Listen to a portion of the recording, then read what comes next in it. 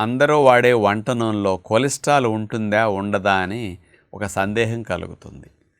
అంచేత కొలెస్ట్రాల్ లేని oils, cholesterol రాకుండా రక్షించే ఆయిల్స్ అని టీవీల్లో ప్రకటనలు చూసి కొంతమంది ఖర్చు ఎక్కువ పెట్టి అలాంటివి కూడా కొనుక్కుంటూ ఉంటారు.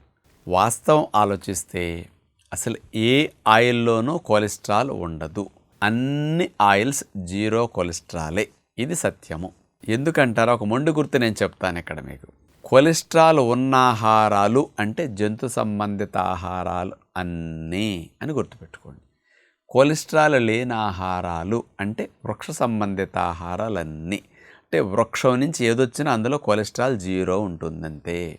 మరి మనం వాడే ఆయిల్స్ అన్నీ వృక్షం నుంచి వచ్చిన విత్తనాల నుంచి తీసిన ఆయిల్స్, ప్లాంట్ ఆయిల్సే కదా మనం వాడేది. అందుకని వేరుశెనగ నూనె, వేరుశెనగ పప్పులు జీరో కొలెస్ట్రాల్, వేరుశెనగ నూనె జీరో కొలెస్ట్రాల్, నువ్వులు జీరో కొలెస్ట్రాల్, నువ్వుల నూనె జీరో కొలెస్ట్రాల్. అట్లాగే సన్ఫ్లవర్ ఆయిల్, సన్ఫ్లవర్ పప్పు జీరో కొలెస్ట్రాల్, సన్ఫ్లవర్ ఆయిల్లో కొలెస్ట్రాల్ ఉండదు. అందుకని ఏ ఆయిల్ అయినా జీరో కొలెస్ట్రాలే. మరిగించేసరికి ఏమైనా కొలెస్ట్రాల్ వస్తుందా అనుకుంటారు. మరిగించిన ఆయిల్ని పరీక్ష చేసిన కొలెస్ట్రాల్ జీరో అనే ఏ ల్యాబొరేటరీలను ఇస్తారు.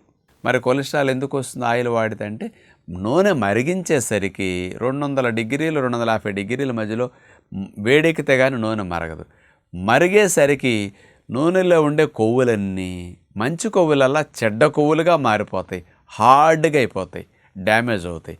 ఈ డ్యామేజ్ అయిన కొవ్వులను మనం తిన్న తర్వాత లోపలికి వెళ్ళి లివర్లోకి వెళ్ళాక కొలెస్ట్రాల్ తయారు చేసే మెకానిజం లివర్ కలిగి ఉంది కాబట్టి బ్యాడ్ కొవ్వుల నుంచి చెడ్డ కొలెస్ట్రాల్, బ్యాడ్ కొలెస్ట్రాల్ ఎక్కువ తయారు చేస్తుంది. నూనెలో లేకపోయినా మరిగించేసరికి నూనె చెడిపోవటం వల్ల చెడ్డ కొవ్వుల నుంచి చెడ్డ కొలెస్ట్రాల్ మన లోపల తయారయ్యే అవకాశం పెరుగుతున్నది. కానీ వాస్తవంగా ఏ నూనెలోనూ కొలెస్ట్రాల్ ఉండదు అని గుర్తుపెట్టుకోండి.